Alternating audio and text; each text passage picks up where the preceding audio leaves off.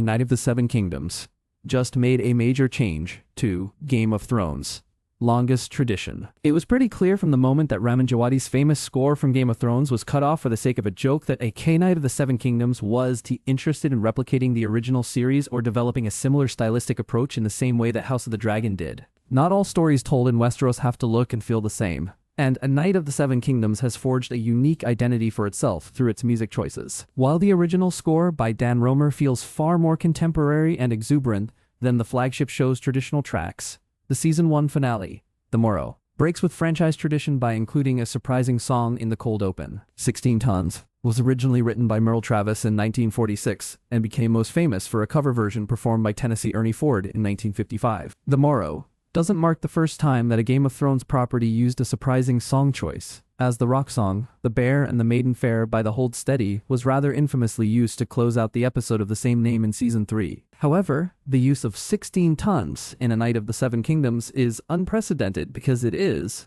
thus far, the only time that an existing song has been inserted into a Game of Thrones soundtrack. Although it raises questions about the canonical status of both the song and its cultural references in the show's universe, these types of ambitious swings are exactly why A Knight of the Seven Kingdoms feels like a step in the right direction for the overall franchise. The reason that the appearance of 16 Tons is so surprising is that Westeros is a completely original fictional universe that has no connection to the real world, thus making it impossible for there to be any crossover with popular culture. Notably, 16 Tons makes references to Peter, which implies the existence of Christianity and not any of the established religions in Westeros. However, it's important to remember that this song is used non-diegetically, similar to the way that Djawadi's music does to actually exist in the world of Game of Thrones. Clearly, this actor has the ability to embody authority without menace. The use of 16 tons is the only unexpected needle drop in A Knight of the Seven Kingdoms finale, as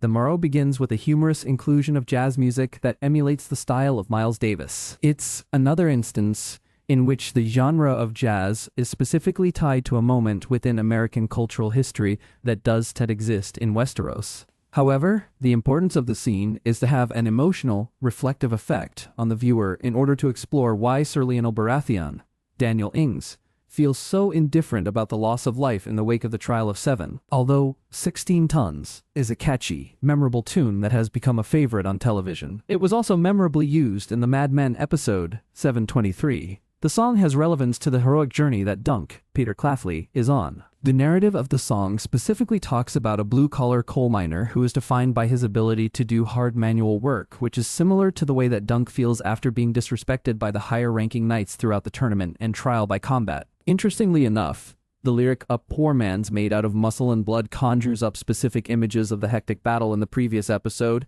In the Name of the Mother, specifically when it comes to Dunk's backstory and how he emerged from poverty. Additionally, the lyric "A mind that's weak and a back that's strong" is used to specifically describe the way that coal miners are perceived, similar to Dunk, who is much smarter and more thoughtful than many have assumed him to be. The use of a country western song is fitting because A Knight of the Seven Kingdoms is about a hero who emerges from folklore and legend, not one who is memorialized in history. Country music emerged from the traditional songs that were adopted by individual communities and eventually became part of their collective consciousness.